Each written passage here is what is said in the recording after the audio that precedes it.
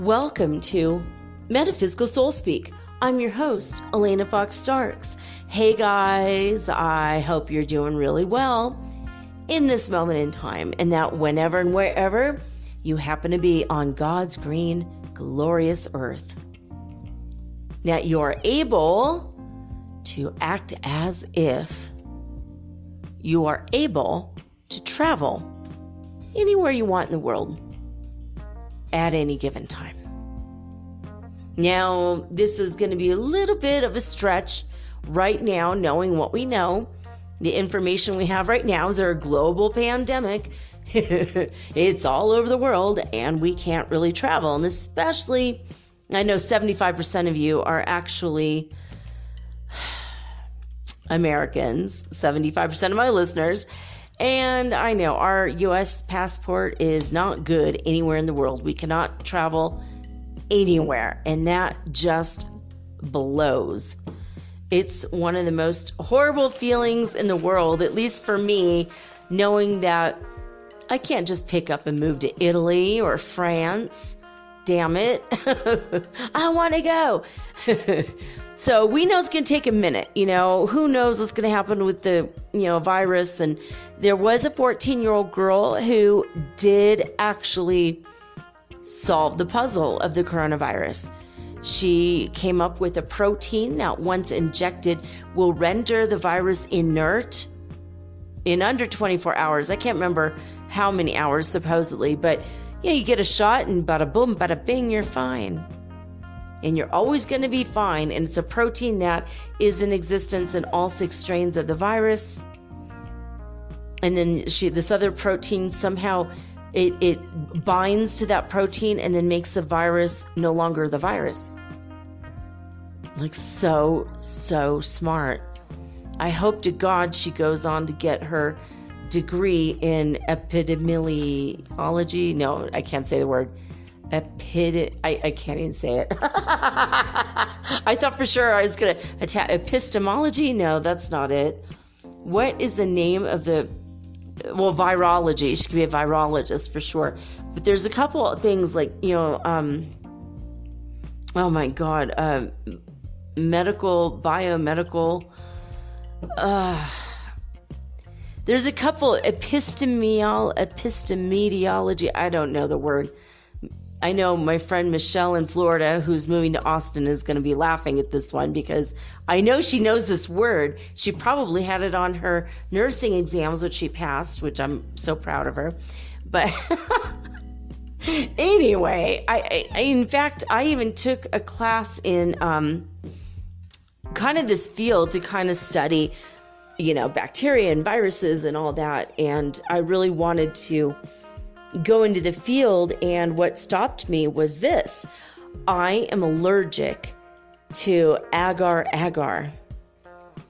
And at first it was just like, oh, that's a horrible smell. And after I went in for weeks just to go into the lab, I got a job working in the laboratory. And while I was working in the laboratory, I was getting sicker and sicker and sicker. And I got to a point where I got so sick, I ended up in the hospital for 10 days or something. And, it was super, super bad. So I can't be anywhere near viruses or bacteria. And it's too bad because I was really, really good at all the science stuff. I'm very good at all the science, everything. But it's not my fate this time to be a scientist, even though it's something that I absolutely thoroughly enjoyed. But Like, I'm good at titrations, but I can't do the math and chemistry. But I enjoyed the laboratory work. I really did. It was super fun. But anyway, so I've been thinking about this travel thing because I want to travel, and I've been having the travel bug. How are we going to act as if we can go somewhere if we can't go anywhere legally right now? No one in the world wants the United States people, the American people, to go anywhere. Our passport literally will be turned away at the border. Because they don't know who's infected and who isn't. So we have to imagine there's going to become a time very soon, maybe next year. So when you do this visualization, you act as if it's now, but your subconscious mind's like, well, probably in 2021 we can. Maybe in 2021 we'll be able to travel. So in the meantime, though, you can travel within the confines of your own country. No matter what country you live in right now, when you're hearing this message, I've really been thinking about this. Like, man, I really want to travel. And even today I was thinking, well, since I can't just fly over to France and go find a little villa in the countryside and drink wine, feel beautiful for weeks like I want to so badly, and I can't fly to Italy and eat the best pasta on earth. I really want to. And I do have a grandmother spirit who has been visiting me for many years, and she has shown me in my mind's eye where her house used to be, where she lived before she died. And a part of me really wants to go to Sicily and look for her house. So I'm like, I really want to go to Italy. I want to travel around the countryside. I want to go all over Italy. And I can't right now, after the virus is no more, maybe. But it doesn't stop me from doing this in my mind's eye. It doesn't stop me from traveling there now in my mind and from visualizing a world that's clean and pure and healthy, where nobody has the virus anymore and everything's fine. They can't stop me from imagining that everyone's fine. So that might be part of your visualization or not, but you want to imagine if you want to travel. I mean, if you don't want to travel, you don't have to do this one, right? But if you're interested in traveling and you don't have the money or the time or whatever the situation is, but you want to travel in the future, you got to imagine as if it's happening now so you could speed up the process, of course. So imagine all the different possibilities, scenarios of places you can be, and what is your favorite place? What kind of a landscape or climate are you interested in? Some of you might be wanting to hit the beach in Florida, which is hot year-round, more or less. I think maybe in the winter it's a little bit cool, but it's still hotter compared to everybody else, right? Maybe you want to hit the beach in California, which gets pretty cold in January, but that's a time I used to go hang out in San Diego with my kids for a week, and we enjoyed going to the beach because nobody else went. We would put on our bathing suits and we would literally go in the water, and people were like, what is wrong with you? Like, we live in Northern California. It's cold there. We come down here and it's still warm, even in the winter. And we like being on the beach when no one else is. People be bundled up in their sweaters, walking their dogs and having scarves wrapped around their head and hats on and everything. And my daughter and I'd be in our bikinis running into the water. It was hilarious. My son would be like, picking up seashells along the shore and barefoot and in his shorts, no shirt. It was just one of the coolest things ever. That we were able to do that because we came from a place that was very cold, snow on the ground, and then we would go to the beach, and for us it was like, oh yeah, it's wonderful. We had a favorite hot dog stand we'd go over to and just sit and hang out. We'd eat there a couple times during the week. Like, oh, really good food, like just actually really high quality. In fact, I think he had some vegan options as well. And there were vegans that went there. They're like, I know this is weird that we're at a hot dog cart, but you have vegan options? He's like, please, it's a Solana Beach. Of course we do. I love Solana Beach. It's a magical world. It's a magical world where all the people are super, super wealthy that live there. And at the same time, they're really sweet, like overwhelmingly sweet, which it's not a combination I have found often in communities like that. So we were really happy about being there once a year. But some of you want to go to the beach and you want to just splash around, put your feet in the water, visualize and imagine, being at the beach. And some of you really feel comfortable walking in a very deep forest. There are forests all over the United States. There's forests all over the world. And God bless the forests that have been on fire lately, because, that's always in my mind. But there's still places you can go. Redwood Forest, I'm sure there's places that you can just go walking on the trails, and it makes you feel so alive just being around those huge, huge, giant trees. Some of them are like 1,000 years old, I think. And some of you really find a lot of solace meditating in the desert. Maybe not at the Grand Canyon. It's super cold and super windy no matter what day you go. It's a crazy place over there. I love it, but it's I didn't find a lot of solace there except when I came across a mule deer that walked up behind me, and I didn't even notice it because it was so silent. They're like, the ninjas of the animal world. And my little girl, she was about, I think 2 years old, more or less, I think she's about 2 years old. And she was petting the deer, like on its face. And it was licking her head.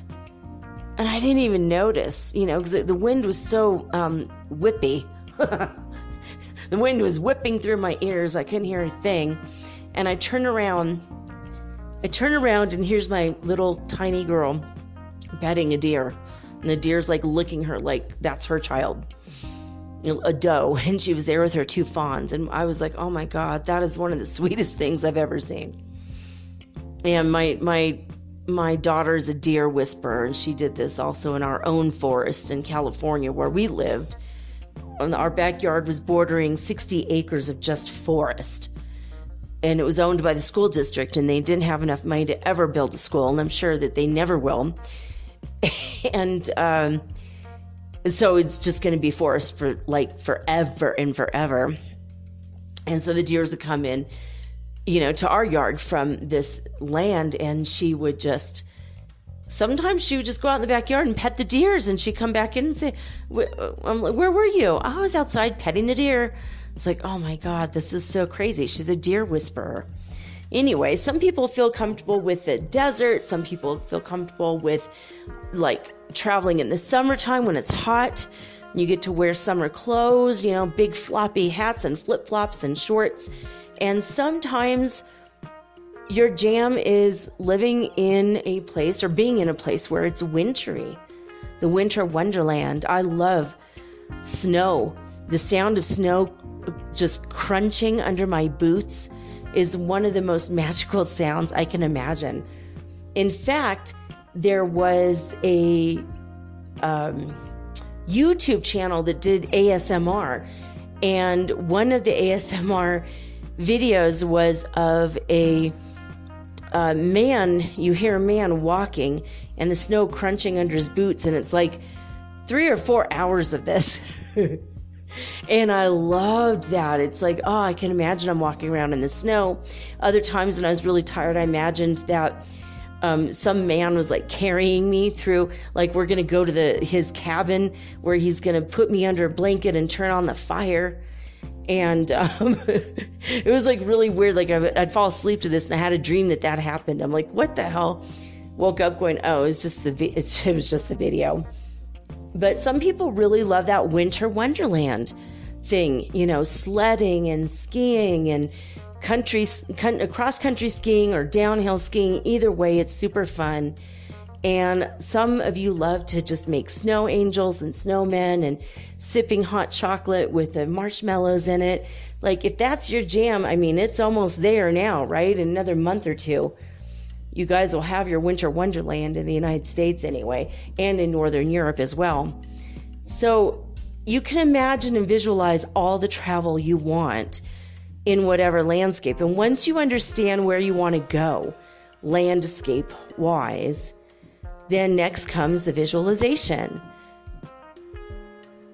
Now, it's also important to know what you want to feel when you're in this environment. So once you have the environment that you want to go to, where you want to travel to, you also have to think about, what are you going to do when you get there? Now, some of you are going to want to do like a yoga retreat or a meditation, something super low-key, something relaxing and gentle, and where you feel it's time to go inward and just focus inside your energy.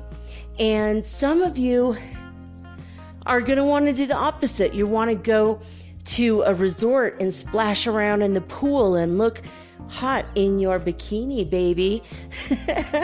Maybe you want to go to a place where you're going to maybe go to a dude ranch and you're going to ride horses and learn how to rope things and wear a cowboy hat and say, yeehaw, like all the time, which I do anyway. I live in Ecuador and I still say yeehaw. It's super fun.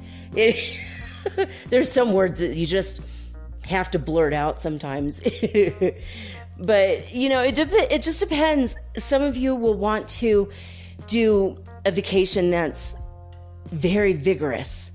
Lots of exercise, maybe in the summer you want to go to Lake Tahoe and you want to go maybe swimming and paddling in a canoe and maybe go in a boat and, diving and maybe fishing and maybe, God knows what. The sky is the limit, right? Everybody has a different place that they want to travel to. So if you think about where you want to go and what place you like, and then you think about what do you want to feel when you're there? What do you want to focus on? Is the focus going to be exercise, or is the focus going to be I'm going with my friends or I'm going with my family and I want to develop my relationships with them? I want to strengthen my friendships with my friends, road trip with my pals. Or maybe it's a solitary kind of travel that you want to do. So you have to imagine that you're surrounded by the people you want to be surrounded by, or maybe, again, if it's a solitude situation where I'm going to go on vacation by myself, do something for me. Maybe it's a spacation and I'm going to go, not like Spock as in Star Trek, but spa vacation, or you want to just go hang out in a place where they're going to pamper you and love you and wrap your body in chocolate seaweed wrap and just make you feel amazing. Maybe that's your style. That's where you want to be. So once you have it in your mind who you're going to be there with, what's going to be your emotional focus and your physical focus, if it's just to relax or if it's just to exercise or if it's a little bit of both. Maybe your travel once you want to go to a retreat. Maybe you want to go to a vow of silence retreat where you're just quiet for 2 weeks. Maybe you want to go to Las Vegas because your favorite band will be playing in concert and you want to have a wild weekend in Vegas. And you can't talk about it because it's Vegas. It's Vegas, baby. So wherever you want to go in the world, regardless of the pandemic, just imagine that all that's over. There's no more fear or panic or anything. And we're going to get to the coronavirus numbers in a little bit. We haven't done that in a while. Going to take a little bit of inventory and stock in what's going on with that. But anyway, what you need to do, obviously we want to act as if. With the law of attraction, we know it's not going to work unless we feel the feels, baby. You have to feel in your heart the thing you want to feel when you're on your vacation. Maybe, for me, I'll just give you my example. I want to go and sit on a beach here in Ecuador, and I just want to relax and feel the sea breeze on my face, the sun at my back, and I want to hear the whales, which is coming up pretty soon. The whales will be coming through. Although they might be coming through now, I think they might even be coming through November. Maybe it's November through May, and then in California, they get up to California, and I think that's May through November. I have to figure it out. But anyway, maybe it's next year that I go, right? So I want to sit on a beach, and I want to hang out. One of my favorite ideas, the kind of beach I want to go to is the Galapagos. So I have to plan, that maybe next year at this time, maybe a year from now. So my thing would be, I want to go and lay on a beach, and I want to meditate, and I want to do it near the walruses or the sea, what are they? I don't know, sea cows, I don't know.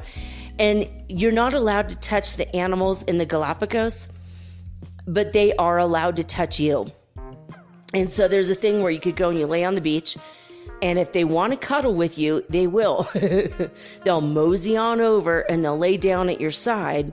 And sometimes they'll lay on top of you, which kind of scares me because some of these creatures are like, I don't know, hundreds of pounds, maybe 1,000 pounds. Hell, I don't know. They're huge, and they have a lot of blubber because they got to keep warm in the waters in the ocean, right? So they're pretty fat. They're fat animals, but they like to cuddle. And sometimes they'll get their whiskers all up in your face and blow their fish breath in your face. And I've seen some really funny videos that people have taken for their YouTube channels, and they're like, oh my God, it was an amazing experience. You're not allowed to touch them. You're not allowed to pet them. They're not used to being pet. It's really weird for them if you use your hands to touch them. So you just have to be there and be present in yourself. And if the animal wants to come and be with you, they can. I mean, they are wild animals, so you have to be careful, but it's one of those weird things I've always wanted to do. I mean, I have fed iguanas. I love the iguanas. There's an iguana park here in Ecuador. I took my kids a couple years ago, and that was a magical experience, man. They eat the bananas and the banana peels. It was pretty crazy. I've never seen an animal eat a banana peel and so fast in my life. It was one of the weirdest things I've ever seen. So that was something I'd always wanted to do. And in Peru, I went to the cat park in Lima, where there was hundreds of stray cats, and you go and you sit down and you just sit there and you do nothing until the cats come up to you. And if you have a turkey sandwich in your hand, they're going to attack the hell out of you. Can you imagine 10 cats like pigeons, but with claws attacking you? I've heard that there was a stray dog park in Argentina, kind of the same. It's throughout South America, every country has its park full of animals like this. It's very strange. But here in Ecuador, we have the iguana park, which is amazing. If you hate lizards and reptiles, it's not a place for you. But for me, it was that was a place of heaven. I mean, these wild green iguanas, and they would climb up my legs. I mean, they were huge. They were 3 feet long in some cases. It was damn, these things they're kind of scary in a way, but just their cute little faces, and some of them had blue eyes like a human. It was really weird. Very surreal. So maybe that's a place that you want to vacation to, a place like this, an animal park related type of place. So you have to see where you want to be, what kind of environment you want to be, who are you going to be with, and what are you going to feel when you're there? Are you going to just feel excited and the joy of life? Maybe you're going to an amusement park. I oftentimes visualize going to Disneyland. I love Disneyland. I've been there many times. And when my kids and I were separated, when I was going through the custody battle with their father, like 11 years ago, my youngest, he's like, I miss you so much. I go, well, we can see each other in our dreams. So every night when we go to bed, let's try to imagine that we're going to Disneyland together. And I think eventually our spirits will meet up and we'll go to the Disneyland that's in the dimension above ours in heaven, because everything on earth is the same in heaven. So you can meet anyone there. And so we used to go to Disneyland together. And I had a dream that I was on the Matterhorn ride with him, and we were screaming our heads off and just loving it. And the next day he called me and he said, Mom, I had a dream we're on the Matterhorn together. I said, so did I. So we managed to do that, lucid dreaming together. It was pretty cool. So you could lucid dream, by the way, and go anywhere in the world right now. So maybe if you do this, act as if, and you visualize and imagine and feel the feels, and you do all that, maybe, just maybe, you will actually go there tonight in your dreams. And especially if you do the visualization before you fall asleep. So you want to engage your heart, the emotional energy.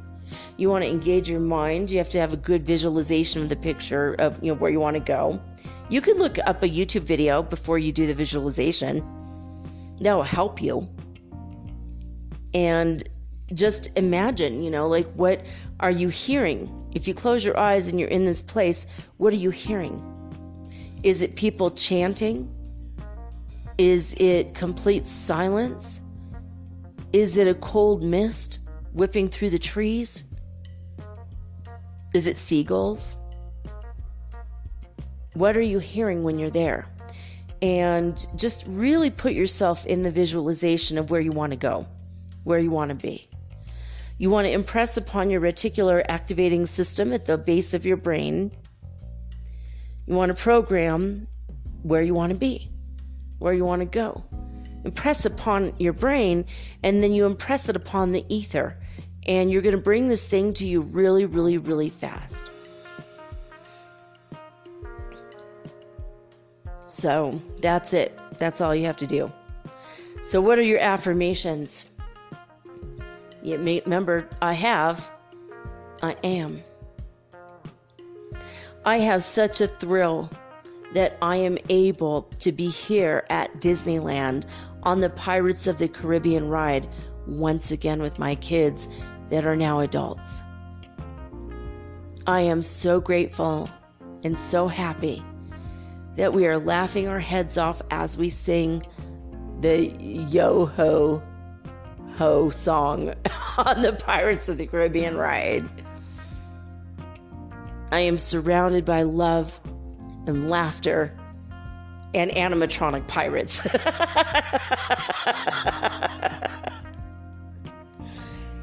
I am so happy and grateful that I get to eat in the restaurant right after I get off this ride. That's one thing we used to always do. We would go on the ride and then we would go eat in that restaurant. And you have to go like the minute the park opens, you make a beeline for that restaurant and you tell them when you want to eat and get a reservation, because it fills up quick. Like within 2 hours, the whole day's booked. And you just don't, unless there's a cancellation, you just don't get in. And they have excellent creme brulee, so I always have to go. And the food is really good, and you're looking over the blue bayou in the beginning part of the ride, and you get to see the people in the boats going by. It's one of the coolest experiences of my life. So for me, that's one of my places I'll visualize. So that's it. I am happy. I get to feel the snowflakes softly touching my eyelashes as I make snow angels with my kids. Or I am having such a good time on the beach. I can't believe I remembered to bring a beach ball and toss it around. I am happy to hear the seagulls and feel the sea mist on my face and taste the salt air on my tongue. So if you bring in the visualization of the place you are at, I am so happy to be here at the Grand Canyon looking at this massive, massive place. It's majestic. And I'm so grateful that I have lotion to put on my face and my hands because it's also awful dry here. I mean, you could put the realistic stuff, the pragmatic stuff in it, and you could just close your eyes and imagine you're there. And what are you going to feel when you're there? Is it going to be a profound gratefulness? Is it going to be an extreme happy joy energy, laughing and joking? Is it going to be a deep metaphysical spiritual moment? Is it going to feel something different? Are you going to feel something different when you're there? What do you imagine you're going to feel there? Couple your emotions with your visualization in your mind and your affirmations. Speak your truth out loud with your throat chakra. Impress all of this upon your reticular activating system in your brain. Program the world you want to live in. Change your beliefs to get a different reality. I am so happy and grateful now that I'm able to afford easily traveling and going to all the places I've always wanted to see. And that's it. There you go. That is our Act As If series. That's the end of our Act As If series for the week. I hope you guys have enjoyed that. I have no idea what next week will bring, but it'll be something hopefully equally as amazing. This was given to me as an idea from Prime Creator on Monday. So there you go. I did actually get the Angel Answers card for the collective today from Radleigh Valentine's Oracle cards. And this was the card. Meditation brings answers.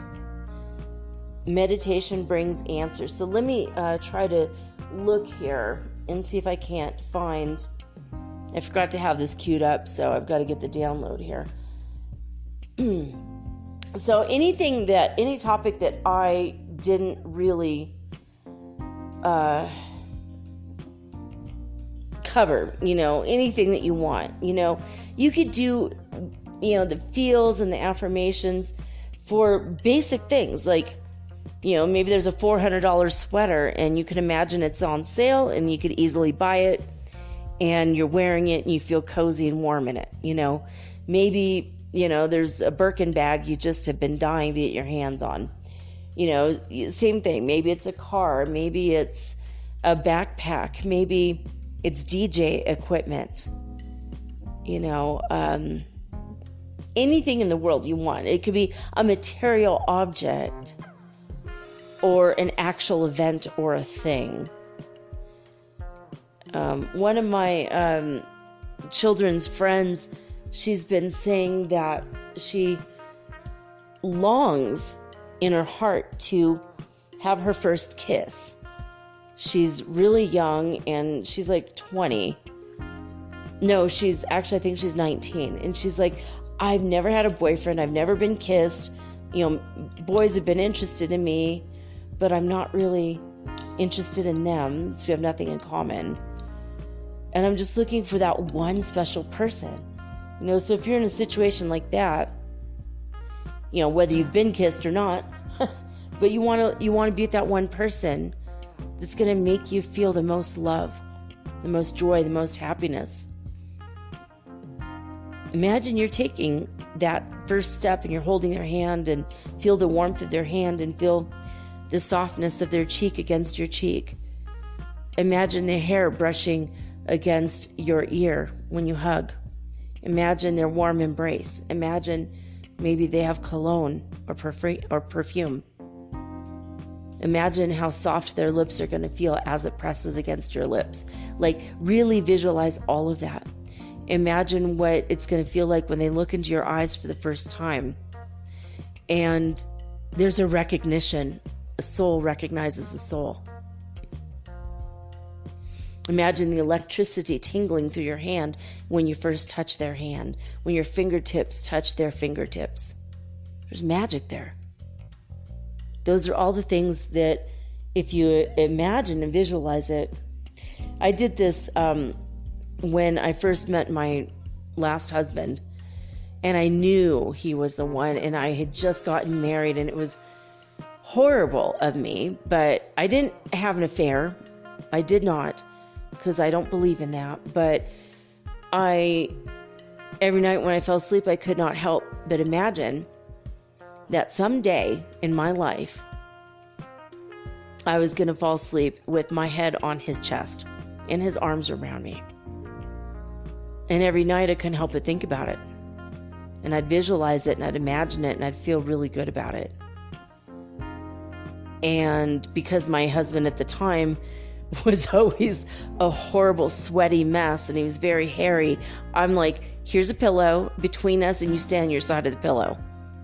I told him, if you come across and I wake up and I'm covered in a hairy, sweaty mess, I'm going to super glue your ear to the pillow when you're asleep next time. It's something I would never in a million years do, but I told him that, and he believed me. He thought it was hysterically funny, but at the same time, he's like, I don't know, I think you're crazy enough to do that, so I'm going to stay on my side of the bed. I'm like, you better stay on your side of the bed. And it's like funny, I never wanted to cuddle with him. And I loved him. He was like my friend. He was my good friend, and we did get married, but I wasn't in love with him. I loved him, but I wasn't in love. And it was a whole different thing. When I met my kid's father, it was like, oh, love at first sight. I remembered we had been in love many lifetimes. And I remembered a lot of the lifetimes right away. And that was my visualization. It was like, oh my gosh, that was, it was kind of hard, like, honestly, to be in that situation, but that was my visualization. So if you're looking for love, by the way, that's something just told me to say that. Some of you are still looking for that. So, all right. Meditation brings answers. Trying to come up with an intellectual answer to your concerns hasn't been successful. That's because the solutions that you seek can only be found by going within. Through meditation or inner spiritual work, you may gather insights from your nighttime dreams as your subconscious creates solutions for you that are not available to your working mind. So there you go. That is that. So hopefully sometime this weekend I will get up the rest of the cards for the week and put them on Instagram, which is mermaidgirl888. You can do hashtag soul tribe, hashtag soul family, and you'll be able to find me pretty easily if you just look up those hashtags.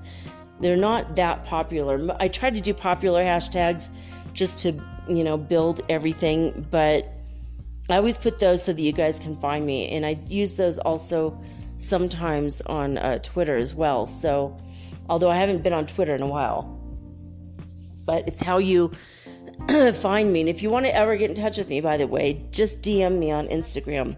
I'm there more often than any other social media thing. And by the way, I haven't mentioned this in a long time, and it came up in my mind the other day that even though I don't visit Facebook a lot, I do have a Metaphysical Soul Speak page on Facebook that you can go and you can like, and you could start discussions on any topic that I've spoken about, because I know a lot more of you would like to discuss it, but there's no one else to talk to about it. I'd like to start a community situation so you all can talk to each other. Even if I'm not there, you can say, hey, I would like to talk about, this wild channeling that Elena did the other day. What do you guys think about what Michael Sherhan said? What about the time anchors that Prime Creator's been talking about for 2 weeks? Or let's talk about the book. Maybe we're interested in talking about the spiritual masters in the Himalaya mountains in the Masters of the Far East book. So I wanted to bring that up again because some of you have left comments, but no one else is really engaging. So if I keep mentioning this, that maybe you guys will go and engage. It's absolutely free, and if you feel like you're alone or isolated, then this might help you to feel not so alone if we create that community, right? So, all right.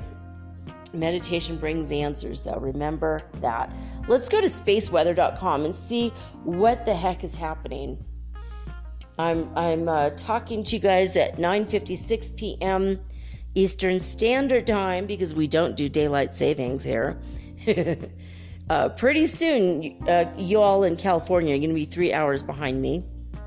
Normally, you're 2 hours behind me, so, or half the year anyway. So I've always got to look it up. Ooh, I just smelled cigarette smoke. My twin flame is smoking a cigarette right now. That's crazy. Yesterday, I think he was eating Tabasco sauce on eggs. Out of nowhere, I smelled Tabasco sauce everywhere. And I said to my son, I go, we don't have Tabasco sauce, right? We can't even get McHill-Henny Tabasco here. But that's exactly what I smelled. And he said, no. He said, I have ahi. I'm like, nope, that's a different smell. Different kind of pepper. Different chili. I don't know what's happening, and I felt it, and all of a sudden the back of my throat started burning. Because I was tasting the Tabasco sauce in my mouth. Because I could feel and taste and smell what my twin flame was doing. It was so weird. I wonder if he tasted my brownie today. It was a really good brownie. I would love to share that with him. I had rhubarb pie last night, which I never eat. I haven't had rhubarb pie in like probably 20 or 30 years. And I had some yesterday because my son wanted to try it. He's like, ooh, rhubarb. I've always wanted to try that. All right, fine. I think he might have had it before. Anyway, we had it, and it was good. Very, very sour. I wasn't prepared for how sour it was. It was like the extreme Sour Patch Kids. It was more sour than that. And a lot of sugar also. It was, I'm never going to buy it again, but it was worth the experience. I wonder if my twin flame tasted that. Like, can you imagine? He's eating scrambled eggs with Tabasco on it, and I'm eating rhubarb pie at the same time. I'm like, what is happening right now? This is so weird. Anyway, if that's happening to you guys, I want to know about it. I just smelled this. The only reason I brought it up is I'm smelling cigarette smoke in my nose. No one here smokes. My son is at work. It's just me and the cat, unless my baby kitten, is downstairs smoking a cigarette when I'm not around her. We don't even have cigarettes in the house. All my windows are closed. There's no way I'd be smelling cigarettes from the neighbors. They don't even smoke. I know it's my twin flame. I taste it on my tongue now, and I smell it in my nose. This is so strange. And I keep visualizing. I keep seeing a brown cigarette. I don't know what brand this is, but it's not a white cigarette. It's a brown, very skinny, long brown cigarette. Oh, this is so strange. Anyway, spaceweather.com. Let's get back to the show. And now back to the show. Okay. Current solar wind speed is a lot less than yesterday at 407.1 kilometers per second. We still have AR2778 and AR2779 as solar sunspots. And they do have those beta class magnetic fields that harbor the energy for C-class solar flares, but they're almost getting right around the corner of the sun.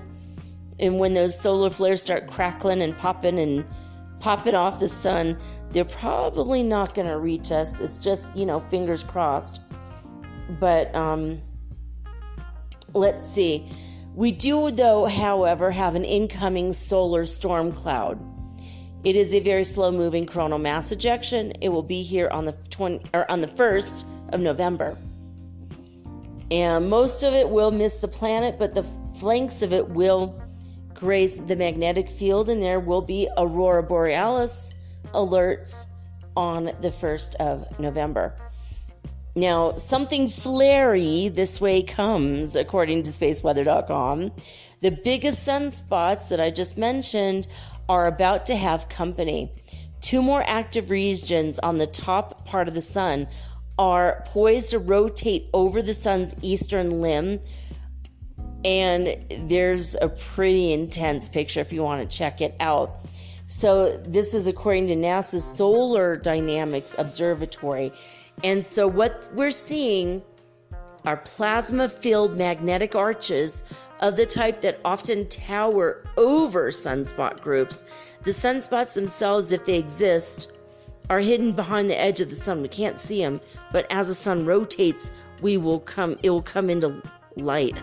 Get it? The sun, light. Anyway, solar rotation will bring them into view this weekend. So we might be hit with plasma flares this weekend, in addition to the November 1st CME, coronal mass ejection. So Rio sunset, this is gorgeous, but it's very scary. It looks like a mushroom cloud. It is, however, the setting sun from Rio de Janeiro, Brazil. The air layers of different densities make it severely distorted, the sun's image. It's absolutely bright and red. The sky is, I've never seen the sky hot, fiery, orange red in my life. This is a trippy picture, so you might want to check that out. The Oulu neutron counts for coming out of Finland are 9.3 of the space age average, 9.3%. That's considered high, and since yesterday it's gone up by 0.1%. Right now there are no coronal holes on the Earth-facing side of the sun. Nothing there to worry about right now. As far as the All-Sky Fireball Network is concerned, the NASA All-Sky cameras did report they captured on film 9 fireballs over the United States. 7 were sporadic, 1 was a northern Taurid, and 1 was an Orionid. And as far as disclosurenews.it is concerned, they did have 20 hertz frequency on the on the Schumann Resonance scale, and that's it. That was like the big news for the day, 20. And as far as HeartMath Institute is concerned, they have not updated their website since Wednesday. I don't know why. Let's send them love and light, because they've been having issues with getting the information out there due to fires and whatnot. Even though I think right now possibly most of the fires are out, some of them are still going. So still with the prayers, we need to bring the love and light and the rain to the table in our mind's eye. Just visualize all the fires being put out by gentle rain, not thunder and lightning clouds, because lightning is what caused this crap in the first place, in California anyway. So we have a few minutes here. I want to think about as far as I wanted to get into a little bit of the ascension symptoms. So I think that there have been reports of people still with the bloating. I'm having bloating issues, like just holding on to a lot of water weight, in spite of taking herbs that will help me not have that, and even Benadryl yesterday. And having like kind of a gassy tummy, a little bit of the acid reflux. Could be, though, the rhubarb pie for me. But other people have been reporting this. Pure Intention 5555 reports this a lot. But she and a few other people had been mentioning this week that people are having a hard time walking. Like when you get up, your legs feel super heavy, and a lot of pain in the spine and the joints, like your knees and hips, and upper neck as well. And some people are having a hard time like walking, where you just kind of feel like you're stumbling around, and you feel a little bit like you're drunk or you're dizzy and disoriented, but you don't know what the hell's happening. That's an ascension symptom. It's almost like you don't know how to live in your body because your body is different suddenly. I know that since yesterday I've hopped another timeline. It's just been happening rapidly. I mean, I've hopped many timelines in the past 10 days. It's unbelievable. You know, it's like one time I was in the middle of doing something on my tablet, and I felt that pull to the next timeline over to the right, and I just had this kind of energy. I don't know how to explain it, but as I felt this pull, like, oh crap, here it goes again. And actually hopping a timeline, it does not take days or weeks like some people are reporting. It takes just a couple seconds. And usually you're not even aware of it. Now you might be getting ready to hop a timeline. So you might be feeling the energy of that leading up to the point. But the hopping of the timeline itself just takes a few seconds. Maybe like less than 2 seconds, actually. So I was looking at my tablet, and all of a sudden just whoo, and I hopped a timeline immediately. And all of a sudden my tablet shut off, and then when it came back on, all of my Google related icons had changed, just like within 2 seconds.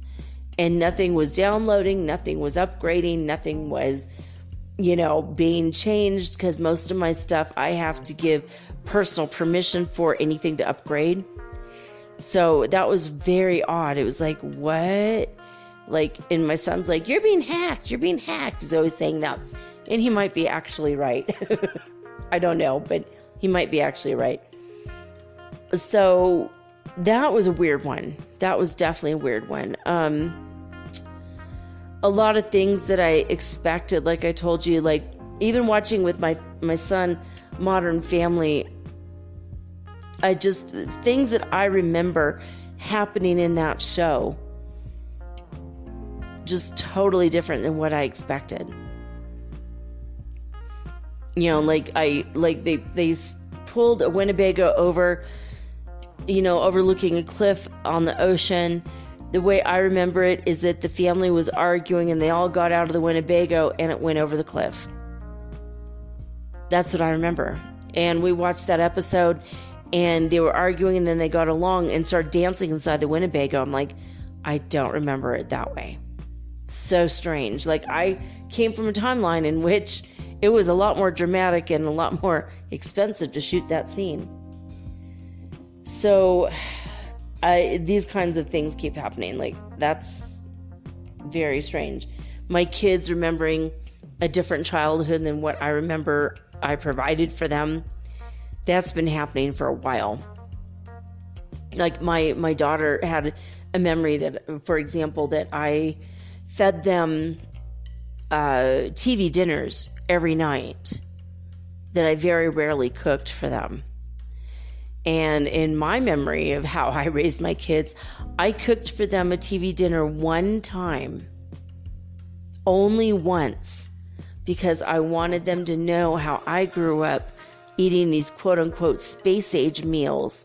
We wanted to feel like astronauts, so every week my mom would make TV dinners, and we would eat in front of the TV and watch Emergency and Dragnet. The police show, and then followed by the, fireman show. It was the Night of Heroes, and it was every Friday night. And we would eat TV dinners in front of the TV. And the rest of the week, we ate at the table. And it's kind of weird. I don't know if you guys have had situations where you get together with your siblings and they remember a completely different childhood. It's really, really creepy. And last year I talked about this, and I had read a story about somebody who had an experience of hopping a timeline, but he went across several timelines at once. I think he had an accident and he had a spiritual experience. And when he came back, everything was different. Like, he hopped way, way up to a way different timeline. And he went to his friend's house, who his friend had always been an only child. And he got there, and his friend had a sister. And the sister was in all of the pictures, whereas before it was just he and his parents in the picture. Now his little sister's in the picture too. And she was there, and she acted like she knew him, and he had no idea who the hell she was. It freaked him out. He's like, he never had a sister before. What the hell? That was really, really freaky. So I don't know. I mean, that's like super dramatic. That's not normal. Usually when you hop a timeline, like I said before, 2% of things are different. So you might not even notice it. Like maybe you had 6 vitamins left in your jar. And you knew that because next Tuesday, that's when you're going to buy vitamins again, so you have them ready, and then you hop a timeline and now you have 8 vitamins left. You're like, what the hell? Where did the other 2 vitamins come from? Now I don't have to shop until Thursday. Am I dumb? Did I count wrong? What's happening right now? So it might be something like that. Maybe you have an asthma inhaler and now yesterday it was half full. Now today it's empty. What the hell? You don't remember taking it 30 times. Or maybe the opposite. Maybe, you have more, you're going to get ready to go to the doctor to get a prescription for another one. Oh, but you don't have to because it's half full. What? Those kind of things happen when you're hopping a timeline. And the only way I can describe it is your body feels weird, like it's being pulled like taffy over to the right, to the right side of wherever you're sitting. And I had an experience once where all the furniture moved an inch and I watched it. So be aware of those kinds of weird things. Let me know.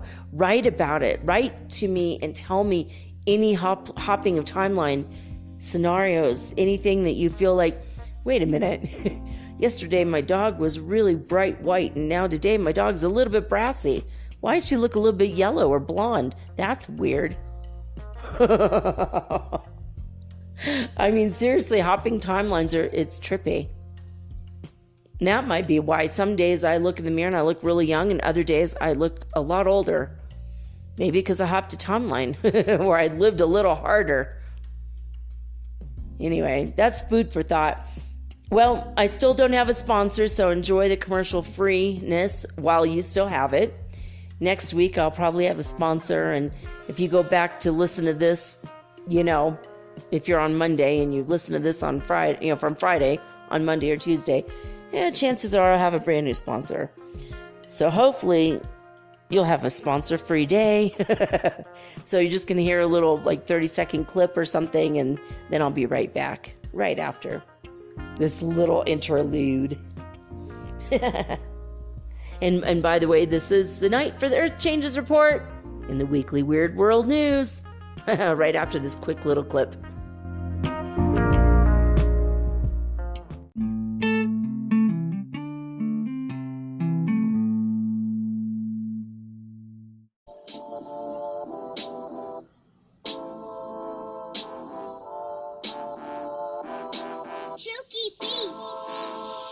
We can make a difference in our own small way. Just one small change, we can do that today. Our mind's getting bigger while the world's getting smaller. But saving the earth's becoming a tall order. From the minute you awake from your nightly nap, You can make little changes like turning off the tap. while brushing your teeth in the bathroom.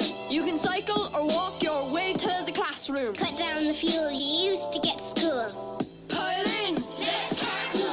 In your lunchbox, cut down the plastic. See, these things aren't too drastic. Spread the word, get vocal. Make it go global. When buying food, stay local. Never mind the dishwasher, do it by hand. But I hate washing up. Ah, come on, it's grand. Just one small change in the little things we do. We'll show you how, and now it's up to you.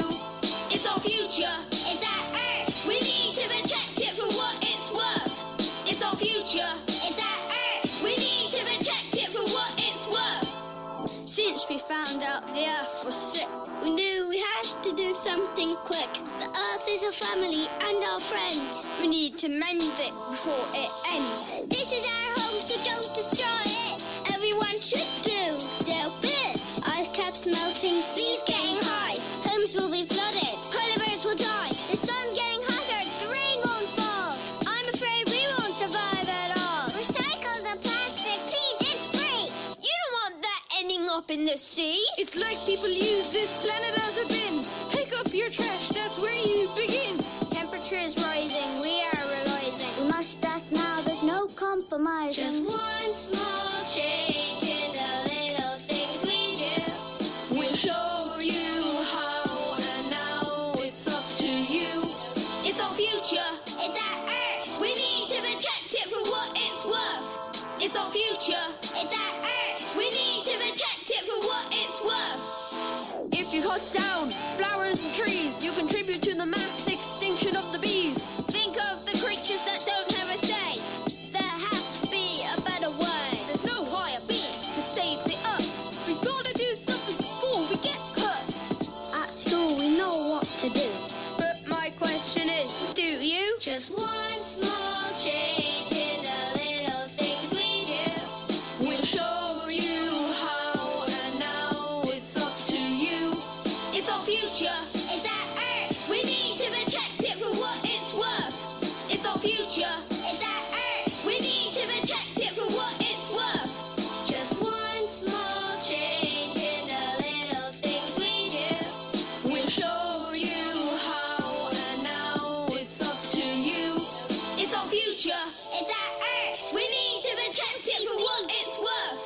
It's our future. It's our Earth. We need to protect it for what it's worth.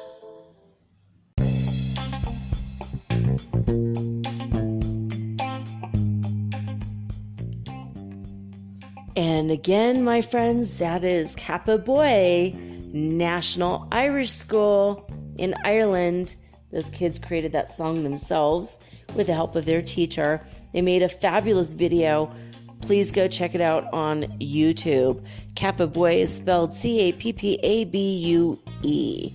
All right, so for you, it was just a quick little blurb of music and then the song. And for me, I was laying here looking up something on my tablet for you guys when a dark, shadowy figure walked in. I live with my son. He's at work right now, though. Right now I'm alone. And this big, shadowy, big man walked in. I was like, whoa! And it freaked me out, and all the hairs on my body, like the little tiny fine hairs on my arms and my legs and the back of my neck stood up, and I was like, whoa! Welcome to Halloween. Oh my God. So anyway, it was a man and then a child and then a woman. They died in a car accident, and they came to me, the Archangel of Death, Archangel Azrael. Something in their spirits told them to come to me, and they asked for help. There were 3 spirits just in my house.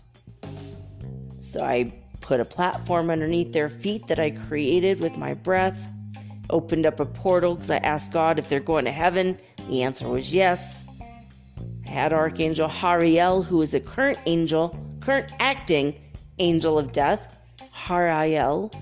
Not many of you know about him because he's not mentioned like anywhere. I think there's a different angel with a similar name, but it's not Ariel. I call him Harry, Harriel. Anyway, and I asked Archangel Michael also to come and help, also kind of always to protect me in case spirits have a crazy notion of trying to hurt me, which they usually never do. Sometimes they want to scare me, to kind of get a rise out of me. Like I had a guy standing in my living room, and I was kind of ignoring him because I was reading a book and I knew he was there, and my husband felt him there, and then he went, woo! And my husband's like, shut the fuck up, dude. Seriously? Come on, we're not scared of you. I'm like, yeah, what the hell is wrong with you? He's like, I don't know what to do, man. I'm a ghost. I'm like, I'm sorry. He's like, yeah, all right. I'm like, you go haunt someone else, but don't stay in my house. And he's like, all right.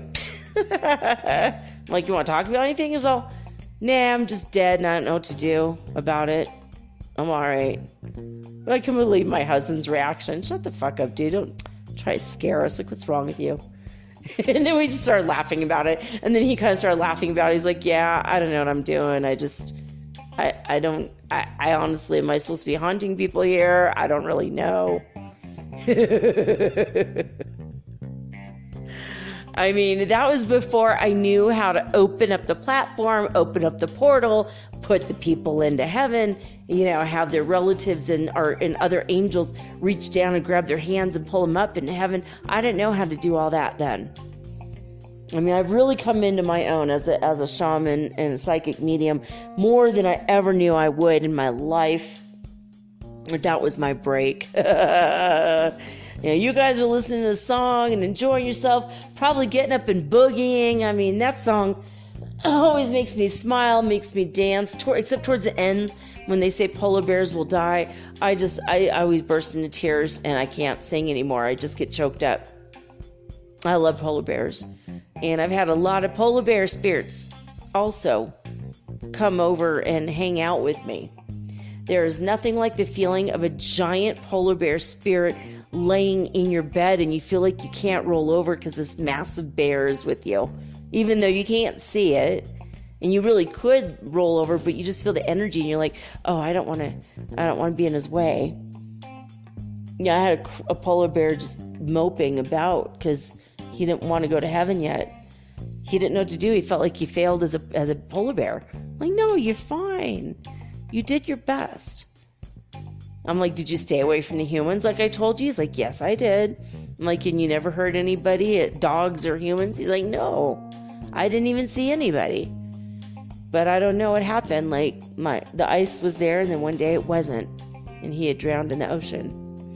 It made me very sad. I'm like, well, you can hang out with me as long as you like. And he's like, thank you. And he hung out with me for 3 days, and then he left. And he said, I'll see you in heaven when you get there. I'm like, yeah, you will. And I work with a lot of the big animals when I'm in heaven. And if you haven't heard that episode, that's a wild episode. I did that one last year. And I think the name of it is I'm an Animal Trainer in Heaven. It's just true. It's why I don't work with animals here in this life. I'm allergic to mostly all animals. God granted me some kind of healing because I am not allergic to my baby kitten, thank God. Yesterday she fell asleep.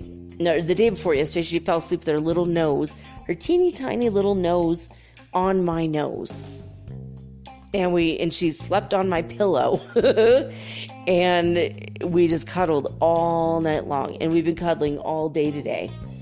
Now she's in a feisty mood and she's chasing all of her toys around.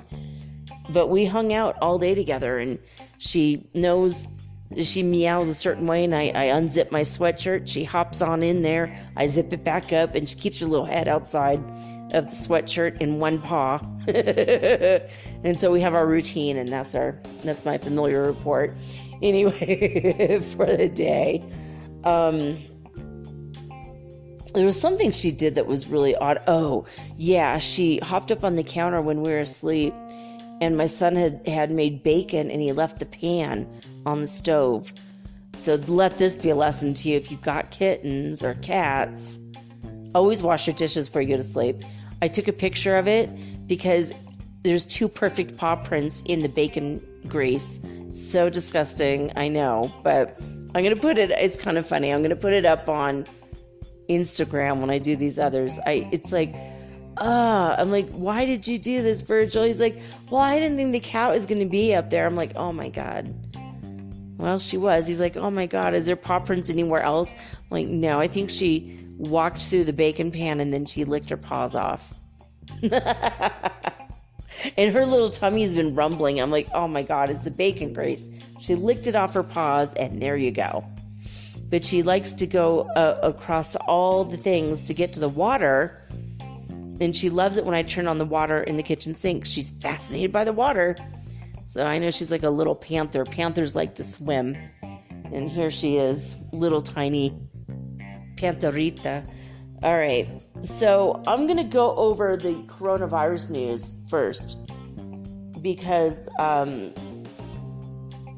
we haven't done this in a while. So daily change in Ecuador. Now this is how I know that I hopped a timeline today. When I first looked at the coronavirus news, there had been 18,000 deaths in Ecuador. More than 18,000 deaths in Ecuador due to coronavirus. And then I felt like this weird hoppy timeline shifty thing. I got really tired for a few minutes. And then I clicked onto worldometers.info and I looked up Ecuador and it said 12,000 people. And I'm like, well, that's weird. Ecuador itself, they're reporting 18,000 people. I'm like, well, you know what? The numbers are going to be different. So let's accept it and move on. Well, here, now that I looked it up again, is there someone here? No. Okay. I thought I just saw, it's a fairy. Oh, I'm getting the chills again. Oh my God. There's so many spirits here. The world, the veil is so freaking thin right now. Hey, hi. I'm waving to the fairies because I love you guys. It was a white spirit, a white light energy. What I saw when the man was here was dark. It was like a dark shadow suddenly in my doorway. I was like, whoa. All right. It hasn't happened to me in a while, and it just, made my hair stand up. And what I just saw out of the corner of my eye was a little white shadowy figure about a foot high.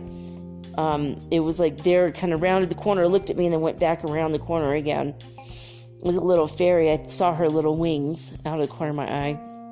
How adorable. Okay, so it's just come big for a fairy, too. Like, really pretty big. Anyway, so then now I look it up again, and here we are, totals in Ecuador, on the one that said 18,000 earlier today. When I was on that other timeline, now it only says 12,000, so yay. I hopped to a timeline where less people have died of coronavirus. That's like crazy, right? But here where I live, 167,000 cases and 142,000 have recovered. Now where I live in my state, Azue province, actually it's not a state, it's a province, only 192 people have died. Last time I saw this like a month or 6 weeks ago, 94, I think, people had died. So now it's 192. So it's almost double. The biggest hotspot here in Ecuador is just north of where we live, not even in my state, in a different state. It might even be the jungle. I'm not sure, but it's a little bit out of where I live. Wanted to go over the symptoms again in case you are having that. The most common symptoms of COVID-19 is fever, dry cough, and tiredness. Well, dry cough and tiredness is also ascension symptoms. Pretty weird, right?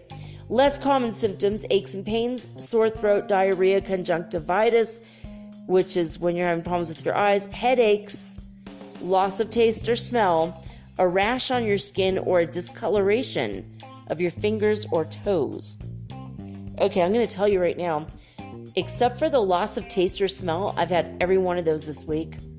In fact, my eye is itchy and red right now. I don't know if that's what conjunctivitis is or not. I don't think I have COVID-19. But even yesterday, my toes were kind of purpley blue. My feet got very cold. I've had almost every single one of those. That's really crazy. Like in the past 24 hours.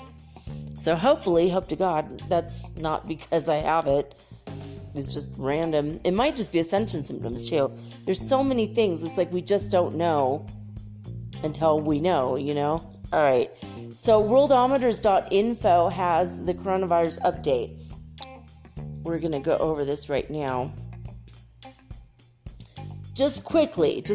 So in the world, 45,900,596 cases of coronavirus since the beginning of this. Almost 46 million people have had this virus. Now think about all the people that don't report to anybody that they got sick. Crazy. Now, but out of those, how many deaths have there been? Almost 1.2 million people have died. So 1.1 million, or like 1,193,763 people have died. So now remember, though, it sounds scary, but back in like May or whatever, May, possibly June, what was happening was 21% of all people that had this died. In fact, I think it was 27% for like 2 or 3 days. That's what they were reporting. It was like, oh my God, a third, 3 people get it, 1's going to die. Oh my God. It was so scary. But guess what, guys? We've hopped up to a better timeline. But I'm going to tell you something. This is kind of creepy. This morning, when 18,000 people in Ecuador had died from this, only 1% of all people that contract it die, according to worldometers.info. I know I hopped a timeline because right now it says 3% of all the closed cases, people who had it, and then there was an outcome one way or the other, 3% now have died. Earlier today is only 1%. So, wow, that's weird, right?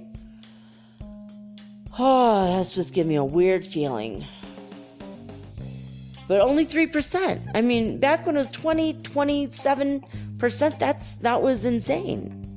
But now it's only 3%. So if 100 people have it, only 3 people will die.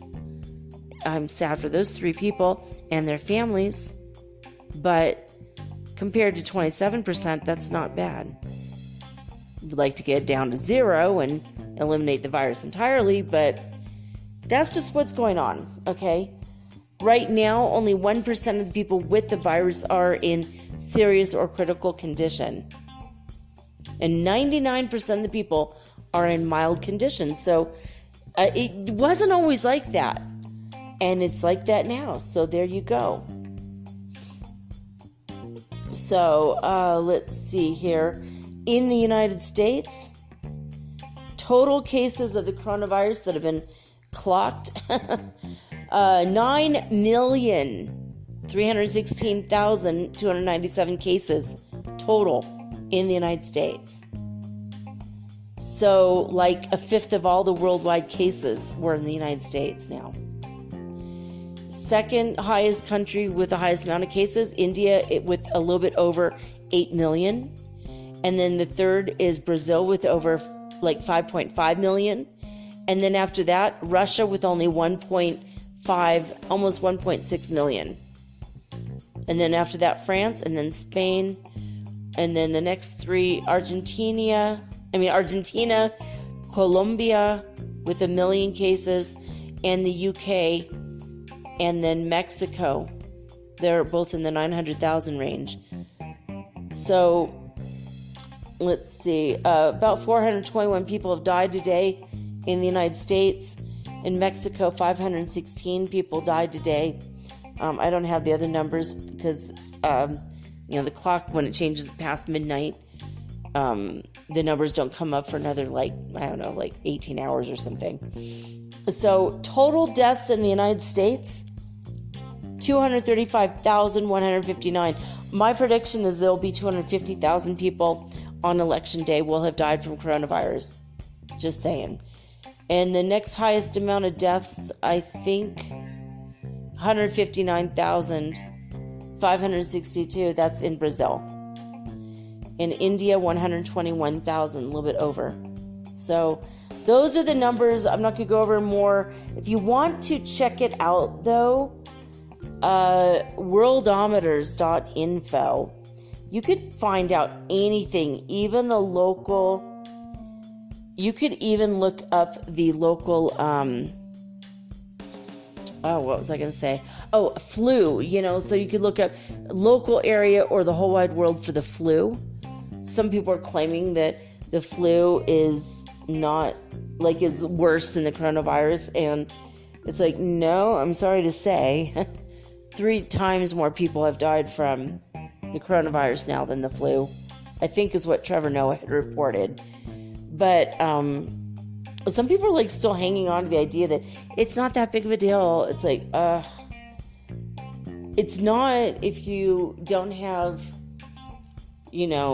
an AB blood type and asthma predisposition. Do you know what I mean? It's like if you have all the right medicine at your disposal. But pretty soon, it is my hope and dream that this little girl's cure actually works for everybody. All right, Watchers.news is usually where we go to read up on the current Earth changes. And even though there's some dramatic ones this week, there's really not that many. That's why I was able to do the coronavirus report. And I also don't like doing coronavirus reports often because you hear it everywhere you turn these days. So I just wanted to, in case you hadn't heard the latest numbers, I wanted to bring that up. But it's not something I do want to do every week. It's depressing. It's sad. As Trump said, boring, because we keep hearing about it. I'm just kidding. For me, it's not boring. It's actually scary and something we need to just be aware of, Keep on spraying things with rubbing alcohol. 70% is what kills the virus. 90% doesn't work. Isn't that weird? So just keep spraying stuff. Please keep wearing your mask. Please keep using your hand sanitizer. And please, when you've gone out of the house and you're around other people, when you get home, take off your clothes right in the door and go rush them to the washing machine and actually wash your laundry. It's really scary. Hop in the shower, wash your hair, all that. If you are around a lot of people coughing and whatever, just please be safe and take care of yourself and others. You can rise above it energetically, maybe you're the one that can do that, but your relatives who are not awake or aware might not be able to, so just be cautious. Be smart about this thing. All right, which I've said a million times. And anyway, Watchers.news. I believe I might have talked about this one in Bicol, Philippines. There was a low pressure storm that intensified into a tropical depression called Quinta. We'll see later if there's more news on Quinta. The storms are the biggest thing this week. It seems like there's always themes for the week. Tropical storm Zeta formed in the Caribbean Sea, moving towards the Yucatan in Mexico and the United States Gulf Coast, which of course is Florida. Major early season winter storm brings heavy snow and record cold temperatures to the United States. Now, this was reported on the 26th of October. You guys, when I was growing up, we got our first snow and our first ground freezing frost on Halloween every year in Minnesota. So for this to happen days in advance of Halloween, this is posted by Julie Celestial, love the name, basically in the Central Rockies and the Central Plains. Oh, sounds like my son is home. Also, my cat did learn how to ring the doorbell and drive us crazy, so maybe the cat is at the door, maybe my son's at the door. Hold on a minute. Okay, good. I went down and opened the door, and my son was here. Yay!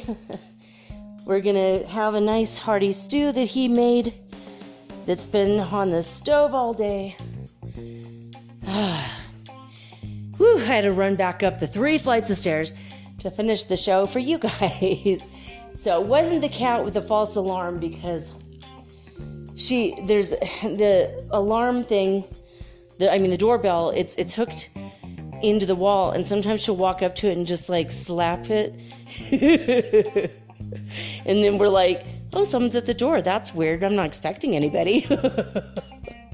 And then we realize it's a cat. Oh my God, having a good laugh at our expense. But anyway, so back to the freezing cold temperatures in the United States. So, the major winter storm for the southern high plains Monday into Tuesday, the 26th and 27th of October, according to the National Weather Service, they had major winter storms in Potomac, Montana.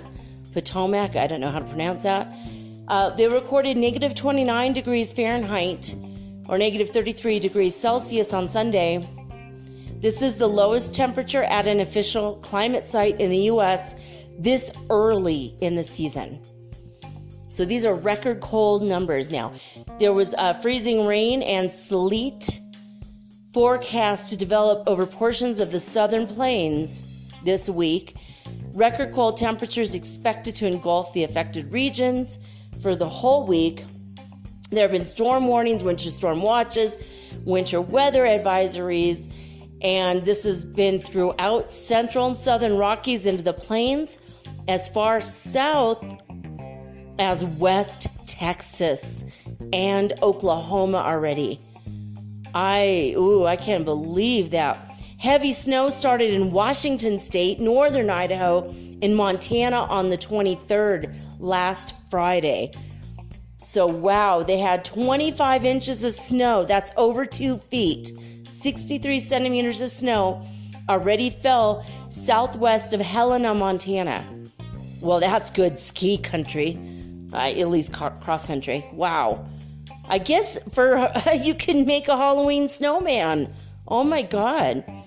This is the 6th heaviest 2-day snowfall on record in Helena, Montana. So that is absolutely crazy. That's 7.5 inches of snow. That's 19 centimeters in Spokane. And this is the snowiest October on record since 1893. In Great Falls, they had 28 centimeters or 11 inches of snow, which also marked the city's snowiest October on record. Ooh, there's some really beautiful. If you go to Watchers.news, you can see these beautiful clips of snow everywhere. And if you want to wash your hands, your face, and hair in snow, well, now you know where to go. So yeah, New Mexico, Texas Panhandle, Oklahoma, Kansas, Missouri, all got snow. There was more than a foot of snow. Gusty winds, below freezing temperatures, and that has been forecast for the whole week for the terrain of the Central Rockies, much of the Southern High Plains. They got 6 inches of snow in the High Plains. This is absolutely unprecedented, and here we go. I mean, we have talked about the potential and possibility of the Ice Age. A friend of mine told my son last year, Jordan, our local friend here, he said that if the ocean started getting very cold from the bottom of the ocean up, that's going to bring us an ice age. And my son said something about me talking about that last week, which I don't remember, but I've hopped so many timelines lately, I don't know what I said in this body, in this timeline. But that's crazy. That's crazy to think about that, right? It's possible. I don't want to focus on it too much. What you think about, you bring about. And that's not something any of us really want, right? But it's honestly, it's a potential and a possibility. So that's crazy, right? Okay, so Typhoon Molave, moving right along, prompts evacuation of 1.3 million people. 1.3 million people were evacuated. Oh my God, in Vietnam. After 13 people went missing after leaving 13 people missing in the Philippines. So let's send sunshine, love, and light to Vietnam and the Philippines as well. I don't know what's going on with the other tropical storms we mentioned, but maybe we should send some love and light to the Gulf Coast as well as to Mexico. Hurricane Zeta did make landfall in Yucatan and heads towards the Gulf Coast. And that might be later on in the news. Again, for like a third time, more than 100,000 people in Southern California have evacuated. 2 firemen were injured as new wildfires rapidly spread. Let's send some rain to Los Angeles. Let's send rain to all of Southern California. In fact, let's just cover the whole state, up and down the coast of California and inland as well, where the fires are. Just send a lot of rain. No thunder and lightning storms. Just imagine gentle rains. There was a rare October ice storm that hit Oklahoma, and it left more than 300,000 customers without power. No electricity. Let's send love and light to the Oklahomites. I don't know what you call people from Oklahoma. Okies. There we go. That's what you do. That's my grandma. She always said Okie. Okie from Muskogee. That's how I should have already known that because of that song. But Okies. Let's send some sunshine and love to the Okies. Millions of people have been affected as the Typhoon Molave. Oh, here we go. I knew that'd come back around. Hit central Vietnam, and this is the worst storm in Vietnam in 20 years. Shows some people in boats, and they're walking. This probably used to be a street, and now it's a river. Let's send some sunshine and love to Vietnam. Hurricane Zeta did make a historical landfall in Louisiana in the United States. So let's send them some sunshine and love to Louisiana. Typhoon Goni, or also known as Raleigh, rapidly intensified into the strongest storm of the year in the Philippines and the Quezon province, and they are under red alert tonight. So let's send them some sunshine and love and light. And in Greece, there was a very strong and shallow 7.0 earthquake that has just hit the Greece-Turkey border region. All right, let's send them some love and light. That has got to be absolutely terrifying.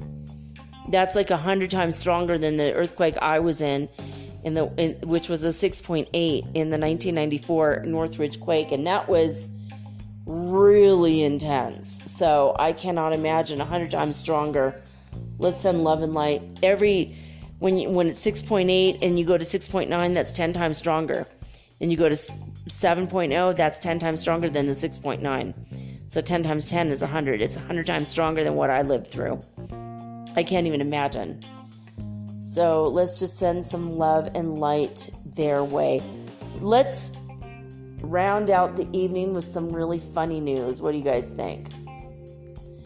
I need to see how much time we've got. Ooh, we got about a half hour. That's cool. I like having a lot of time for the funny news, the weird news.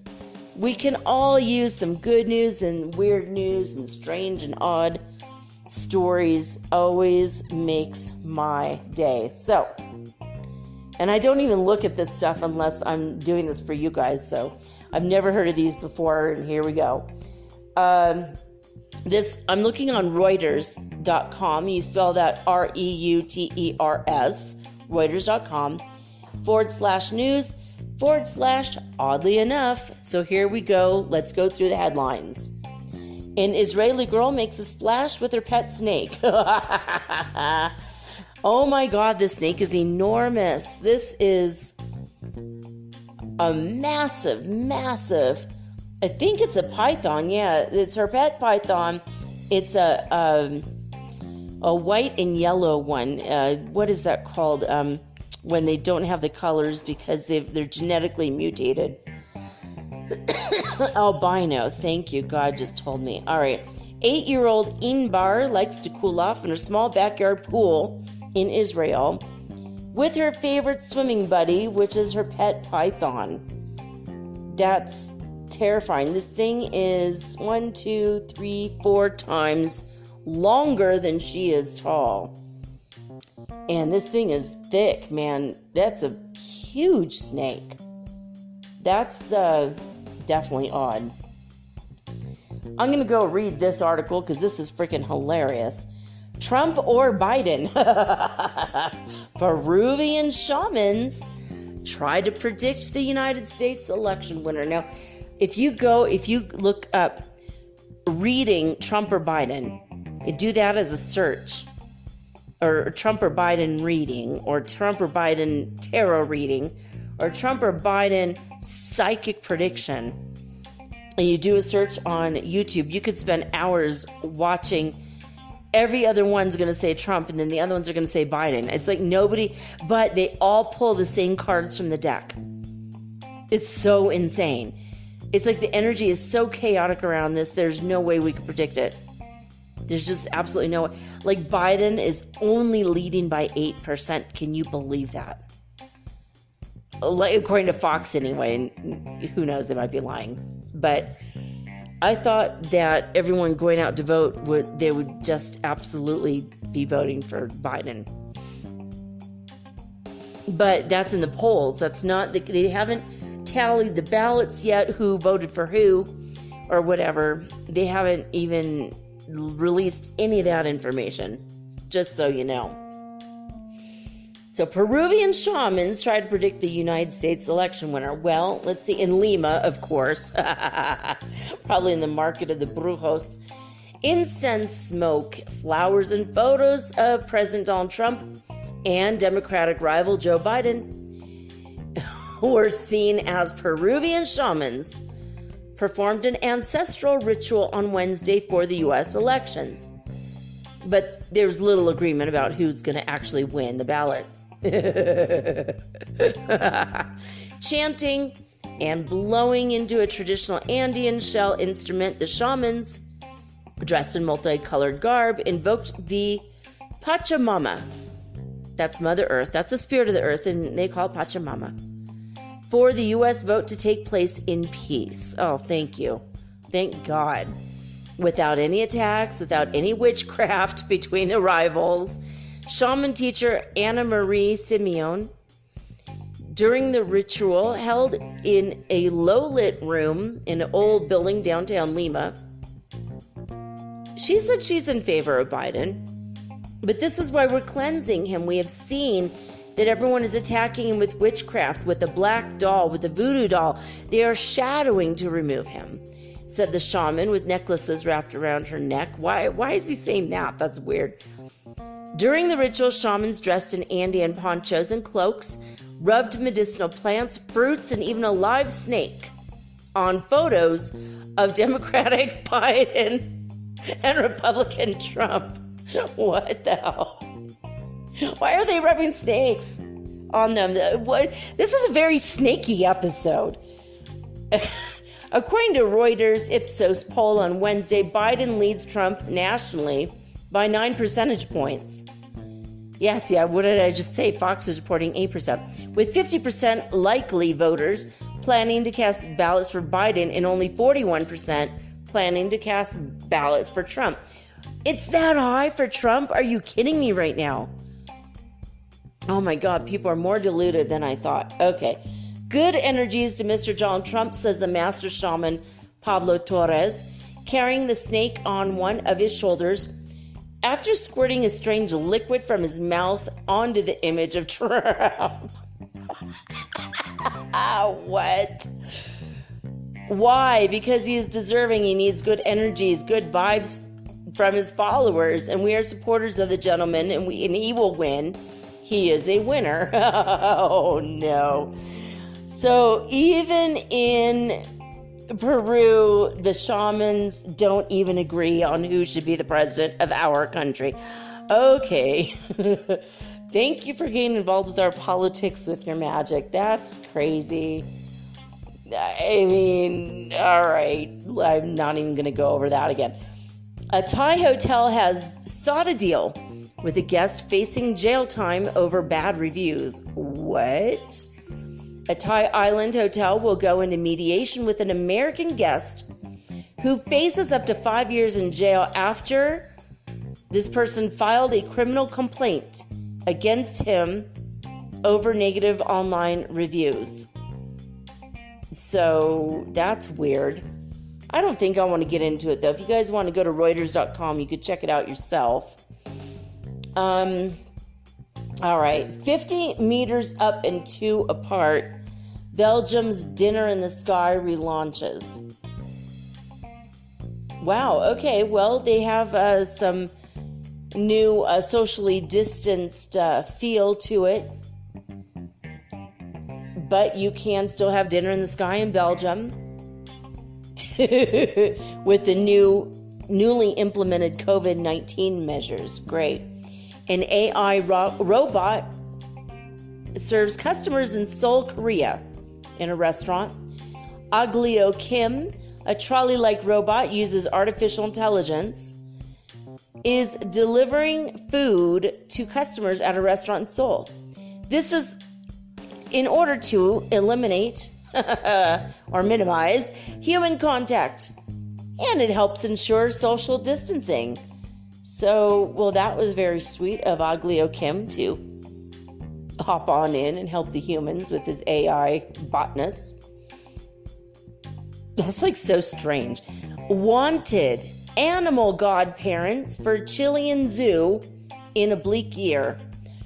This is because Oliver the rhinoceros, King Julian the lemur, Chilly Willy the penguin,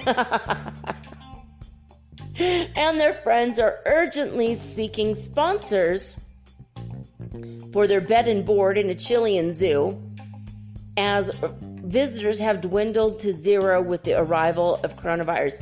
This is the thing. This is a good point. Across the world, all the zoo animals are suffering. I mean, they're used to being on display and having people look at them and have the attention, and all the people are sending love to them. Now they're getting depressed. Remember last week, we had a story of a grouper fish that was depressed. They had to throw him a birthday party. And, they can't really let his friends go in there because he'll eat them. But, I mean, we need to give love to the animals. If you can support your local zoo, just send them, $20 if you can. Just if everyone sent in even $5 and everyone did it, then the zoos would be fine. They have to feed the lions. They have to feed the tigers. And that is expensive. I'm sure there's some zookeepers putting some, Purina lion chow on their credit cards right now. So that is a really good, in fact, here in the local zoo, I haven't done it yet, but I do need to. I wanted to get a year membership to the zoo so I could go anytime I want. And then that will help feed them. It's like, I think $70 or something, and that helps.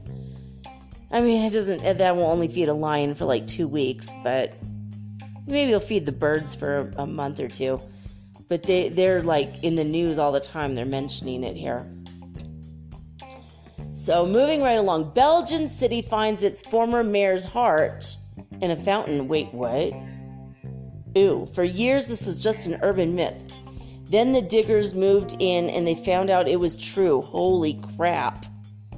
I thought they meant like a heart on a necklace, like a little metal heart or something cutesy-wootsy like, a Valentine's Day card. Oh my good God. They found the heart of a former mayor in the eastern Belgian city of Verviers. Really? It was buried under a fountain. Holy crap. That's sinister as hell.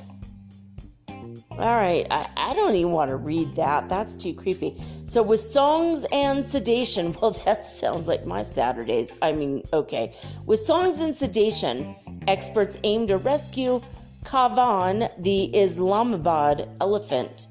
Oh, what's the trick to calming an unhappy elephant? Well, you have to sing him Frank Sinatra songs, of course. Fly me to the moon, let me play among the stars. Well, my elephant just calmed right down. I don't really have an elephant. Shh, Stampy, don't let them know.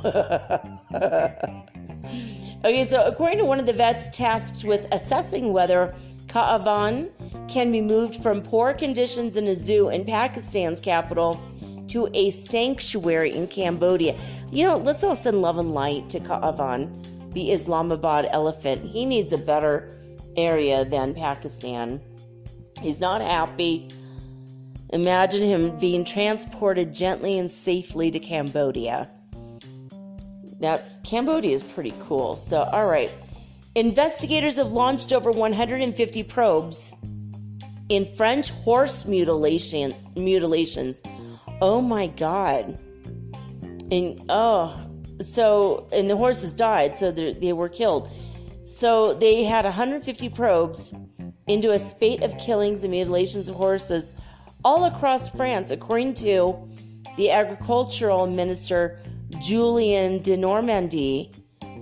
And he said that was like in September. That's crazy. Oh my gosh, that is absolutely crazy. Let me see a few more.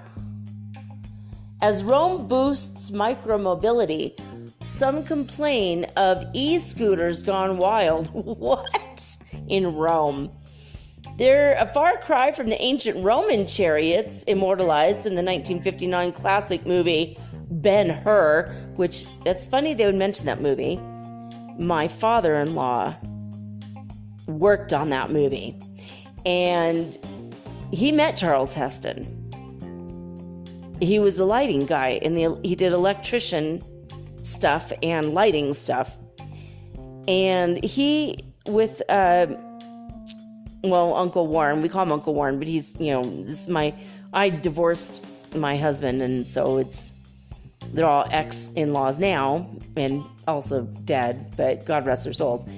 But, Uncle Warren was there too, I believe. And anyway, they, Grandpa Kenny and Uncle Warren, these are my ex-relatives. And anyway, they were there. And do you know that during the chariot racing scene, and no one knows this really because it was very, very hush-hush in 1959 when my dead husband, God rest his soul, He was only 2 years old when his dad worked on this movie set. And during that chariot scene, there is one really nasty part where a guy falls off his chariot and he gets run over by the horses in the other chariot. You guys, oh my good God, that was real. It was a stunt man. He fell off and he got run over and killed. And they kept it in the footage. And they kept it hush-hush. So everyone thought, ooh, that was really realistic. Yeah, it was freaking realistic because it was freaking real. Someone actually died. Crazy, right? Speaking of spooky stories for Halloween, that's a spooky one. So that is really crazy.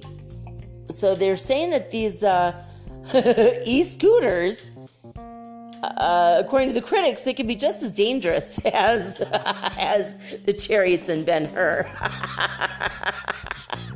Oh, and when they're in the wrong hands. Oh my God. That's crazy. Well, they're saying e-scooters, and I'm thinking the jazzies that the old people sit on and go around, which I used when I went to Walmart in Detroit when I had broken my leg. It was so fun. I was going so fast, and my kids were like, "You're going too fast." I'm like, "Well, hop on, let's go." I don't get this chance. I won't get this chance again when my cast comes off and I have to walk. I'm not gonna get the chance again. So these are actually scooters in Rome. That's pretty cool. But yeah, they can be kind of dangerous. You've got to balance on them, I guess. That's kind of crazy. So, all right, let me see where we're at. I've got a couple more stories, I think. And then that will close it out for the night. Let's see. We'll find some good ones here. All right, so a Japanese sushi chef using bodybuilder delivery to buoy the COVID-19 hit business. Say what? Okay, a sushi restaurant in central Japan is trying to boost sluggish demand during the coronavirus pandemic by sending shirtless bodybuilders to deliver food to customers. Woo! Check that out. That's crazy. Woo! All right. Yeah, I think I might need some tempura. I want some shrimp tempura and veggie tempura stat. Send me that. Oh my God, can you imagine? That's hilarious. Well, you know what? Necessity is always the mother of invention.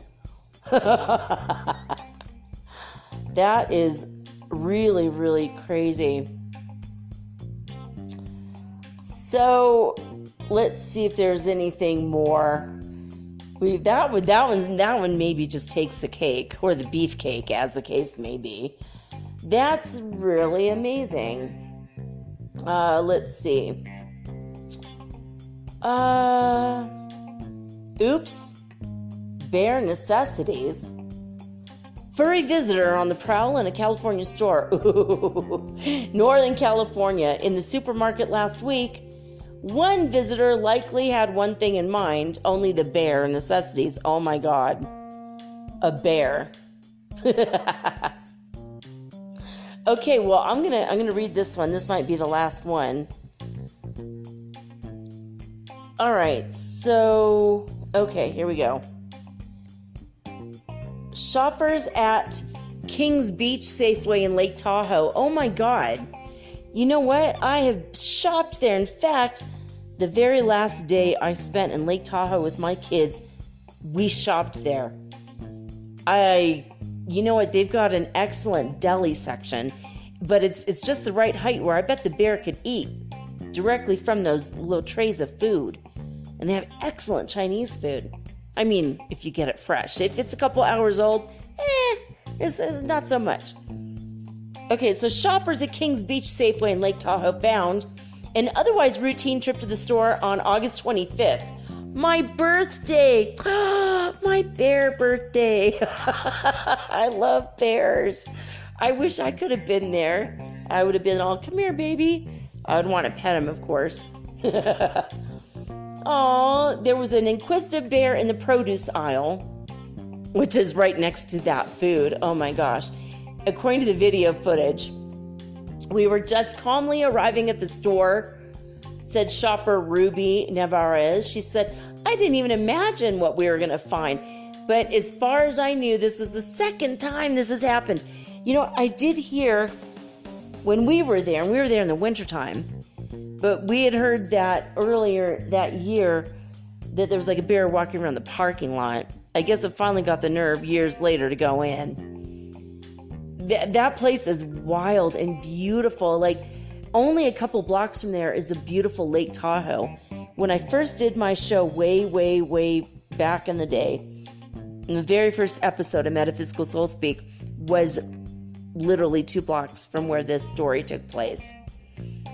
And I actually sat on the shores of Lake Tahoe and recorded the water. And then I sat in Guatemala and recorded the water, and I recorded the water in a couple different places. And for a while, I was just putting the energy of wherever I was going in the water. And that was my thing. And I might have to do that here. Oh, my cat, just speaking of water, just walked into my bathroom. One day she's going to learn how to turn on the water. She loves to play in the water. Anyway, I'm going to have to go back into my backyard and record the rushing river behind my house for you guys sometime. Because I love the sound of water. It's very special. So there we go. According to local media, the bear visited the store on August 18th as well, which was my... so on my birthday and also on my wedding anniversary, which is August 18th. This is a very special bear. Anyway, it went into the store and then it exited with a bag of tortilla chips. It wasn't clear what the bear spotted by Navarez. She was looking for the bull. Like, it wasn't clear what they were looking for, the bear. But it left without a fuss in the end, and the bear went out by itself after seeing all the commotion that he caused. Of course, probably people were freaking out. That's crazy. Oh, I love bears so much. I love that. That is actually really cool. Well, there you go. I think that's a lovely... that's really freaking me out, though. The dates, are you serious? It went in on my anniversary and stole a bag of tortilla chips, and then went in on my birthday, caused a commotion, and then left. You go, bear. Aw, I love bears. Literally, that is the last place. I think before I left Lake Tahoe, that was literally the last stop I made. My kids and I packed up from the hotel, went over to the store, grabbed some things to eat, to take with us on our little road trip over to Nevada, which was like 25-minute drive. And then we stayed over at David Wally's resort for about, I think we stayed there for about 2 weeks, actually. I'm an owner of David Wally's resort. I'm a partial owner of like the timeshare. And we always get a free week every year. And then we had to pay for an extra week. But the top chef in the United States actually was the chef when we were there too, back in 2012. Well, my little baby kitty came up here to visit me, and I had set up a little mini Stonehenge with aluminum cans, and she is throwing them all over the house. I don't know if you could hear this, but she has her own little play area in my room, and she loves these cans, and well, there you go. I gotta keep her entertained. Anyway, I love you guys. I want to say thank you for listening to the show. I hope you've enjoyed this week's worth of shows, and especially tonight's show. And that's it. I'm glad we're on the spiritual journey together. I'm glad we can laugh and joke about some things and take a break from all the spiritual stuff once in a while. And hope you enjoy the spooky stories and Mandela effects episode from yesterday, which is also commercial free if you listen to it in time.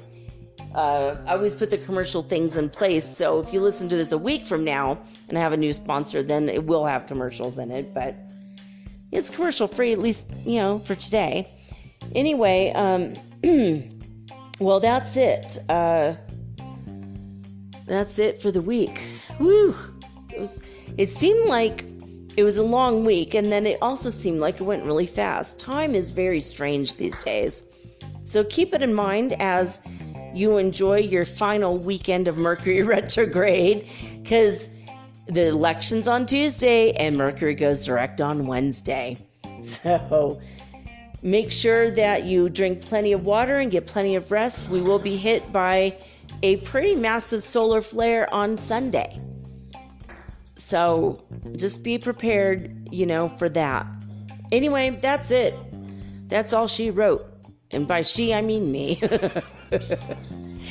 Thank you for liking, sharing, subscribing, and forwarding, and telling your friends about Metaphysical Soul Speak, the podcast.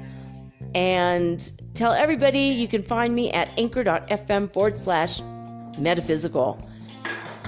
Or also, of course, on Spotify and all that. My cat is running in a very weird, spooky way. I don't know if you hear her running with her back arched like a typical Halloween cat. Maybe I'll have to get that on video because this is hilarious. If I do, it'll be up on my Mermaid Girl 888, and that's on Instagram. Anyway, which again, you could write me. If you need anything, have any questions, want to discuss anything I've spoken about on the show this week, or anything at all, just let me know. Again, that's at Mermaid Girl 888. And I will try in the next 2 days to get the last card pictures up so you can see the cards of the week. I hope you heard that. Meow. Okay, I'm meowing at her. See if she come up here and meow for you guys. Anyway, that's it. I will be back on Monday with all unique and original programming, just like always. Monday will be the next installment of Life and Teaching of the Masters of the Far East, Book 1, by Baird T. Spalding. Make sure you tune in for that.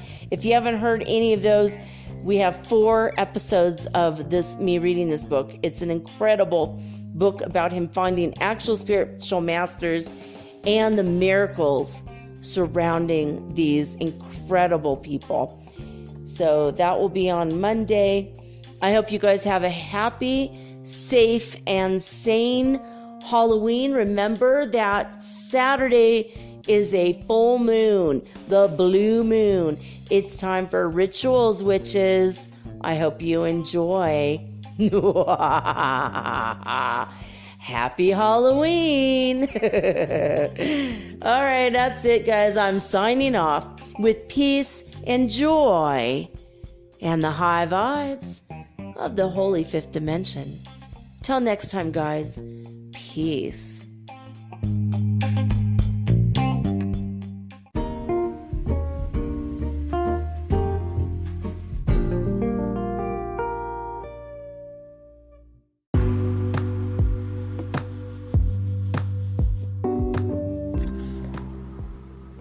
Metaphysical Soul Speak is run on sponsors and listener support.